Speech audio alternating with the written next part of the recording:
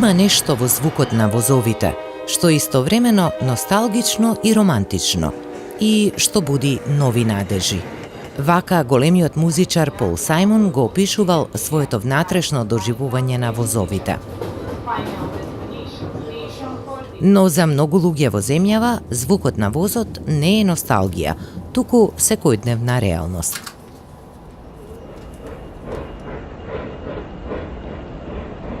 Пругата меѓу Скопје и Велес е една од најживописните и најколоритни. Поминува низ Таорската клисура вдолж реката Вардар. Уникатно доживување за оние што ретко патуваат, но за скопјанката Мерадија Ајдини Нухија е веќе 10-та година поред секојдневие.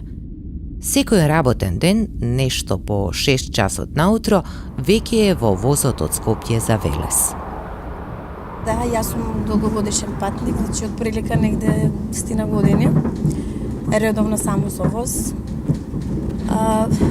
Приоритет ми е така да не би го менувала патување со воз.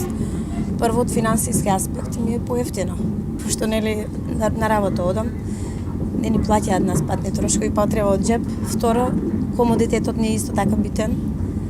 Значи, трето, за разлика од претходните возеви со старите кога патувавме, не доцнам на работа, точна сум. Порано имавме такви проблеми почесто. Па и со зимно време со грејење, летно време нели со клими ни се така покомотни.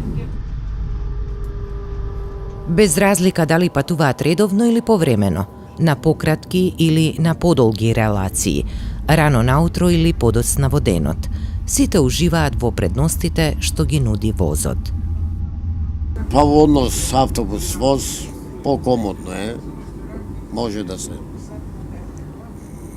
движите малце, сакате, станете, седнете. Не би го менјал воз во однос со автобус. Тоа е. Пошто сме многу задоволни со воз.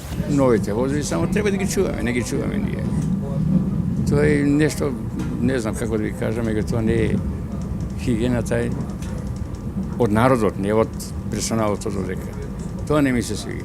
Економски ми е поисладно, повратна карта си вадам Скопје, без да ви кажам. Си имам бенефиции во тој поглед од железницава. Слободна карта имам и така да поевтино ми е. Едноставно живам патувањето со воз и затоа го одбирам воз.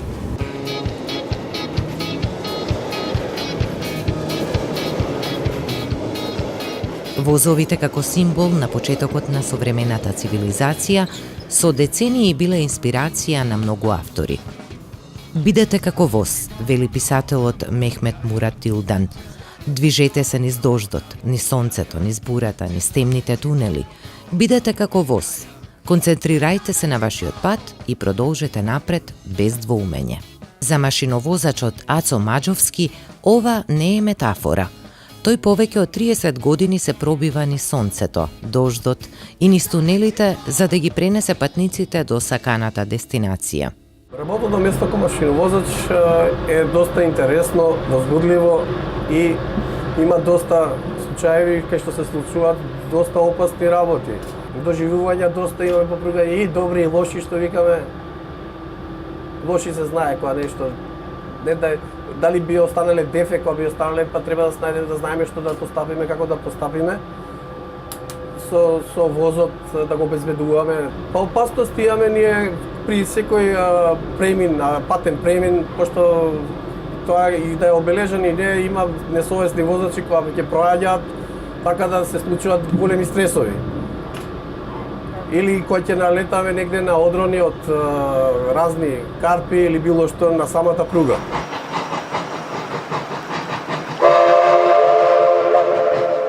Од многумина може да се слушнат приказни за старите добри времења кога патувале со воз. Машиновозачот Маџовски вели: новото време е уште подобро. Повелете во неговиот воз. Па условите од порано до сега беа движењето на возови беа многу поспори, пошто се идеше од едно до друго станично растојание, се чекаше едниот воз да отиде, па после да иде наредниот. Додека сега поново од централно место се контролира и така да може воз на одсек да иде од еден просторен сигнал позади друг, така да многу побрзо се одвива сообраќајот. А подобрувањето за возењето и за све е многу полесно зашто контактираме директно со тие што ни го трасираат патот. Така да знаеме кога имаме некој дефект или било што, се јавуваме кај нив и ни кажуваат што не е исправно, дали патен премин, дали сигнал или било што. Модернизацијата на сообраќајот сега во железница многу на повисоко ниво и поквалитетно. Така да сега патувањето со воз е многу поудобно него порано.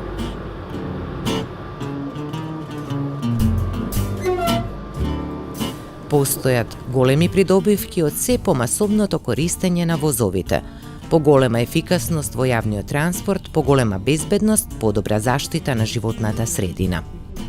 Поради сето тоа, развојот и потикнувањето на железничкиот превоз и создавањето што поинтегрирана европска железничка мрежа е една од клучните транспортни политики на Европската Унија. Во брошурата Современа железница за современа Европа од 2014 година, тогашниот еврокомесар за транспорт Антонио Тајани напиша: "На сите ни треба модерен, безбеден и чист транспорт. На нашата економија и треба ефикасна железничка мрежа. Затоа максимално ќе се вложиме во градењето железничка мрежа на еднината, во соработка со сите партнери од железничкиот сектор. Во најдобар интерес на нашата земја е да се фати во чекор со овие европски трендови и да не се откажува од железницата. Иако постои 200 години и доби голема конкуренција во моторните возила и во авионите, железничкиот транспорт се уште се смета за незаменлив и се гледа како транспорт на иднината." Па знаете, железницата у светот е алтернативен систем. Вие ако немате алтернативен систем, ризикувате да влегувате во некој вид на монопол. Као прво. Као второ, железницата секогаш представува еден од алтернативите и подобри решенија. И во делот на, да кажеме, на кост или финансии, и во делот на зачување на животната средина, и во делот на побрз проток на роба и луѓе. Ова е едно од тие елементи што ја креирата сликата за зошто железницава треба да постои и зошто треба да биде искористена. Преку ИПА фондовите, европските вложувања во железницата доаѓаат и кај нас. Европската Унија инвестира во 5 големи проекти вредни околу 37 милиони евра. Најголемиот дел се за проекти од кои придобивките се очекуваат во иднина. Но 4,5 милиони евра се за проекти што ги подобруваат условите за патниците денес. 10 поголеми железнички станици на коридорот 10 и на кракот 10D се реконструираат или се веќе завршени. Објектите се реновирани и доградени. Поставени се нови монитори, пристапни рампи и други елементи. Најголемиот зафат се изведува на најголемата железничка станица, Скопската. Овој проект има 8 компоненти: подигнување на перонската платформа, реновирање на чекалниците и на санитарните јазли, преуредување на шалтерите, чистење, бојадисување и друго. Проектот за реконструкција и модернизација на Скопската станица вклучува реконструкција на дел, што директно се поврзува со условите на луѓе што ги користат нашите услуги. Тоа е, значи, подобар пристап до самата станица, не само за луѓево, туку и посебен дел или со посебен акцент на луѓево со посебни потреби. Пристап кон станиците и пристап кон железничките возила, за да може да се транспортираат и луѓе со посебни потреби. Као второ, голем дел на услугите, што се као чекалните, например, или местава, пристап до пероните, подигнување на пероните за полесен пристап и влез-излез кон железничкиве гарнитури и системи. Исто така информационен и дигитален систем за информирање, гласен, LCD-ња и така натаму. Исто така многу важен елемент во целата Скопска станица е и системот на создавање на електрична енергија, односно соларните панели кои се инсталирани во кровот на станицава и кои произведуваат електрична енергија. Вкупната должина на домашната железничка мрежа е околу 1000 километри. За жал, таа во моментов има повеќе слепи завршетоци отколку поврзувања. Тоа ќе биде многу ќе се развие железницава и мислам коридорите ќе се разработат и ќе биде многу по функционално и било каде би можеле да патуваме со воз. Сега само можеме да патуваме за Србија или за Грција.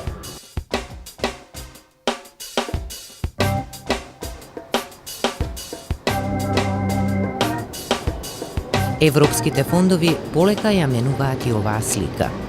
20 милиони евра се вложуваат во изградба на пругата од Битола до Република Грција.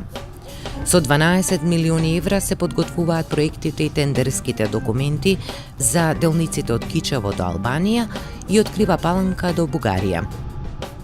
Со тоа, нашата земја веќе нема да биде само транзитна територија низ која поминува само еден меѓународен коридор, туку центар во кој се вкрстуваат железничките линии од 5 страни.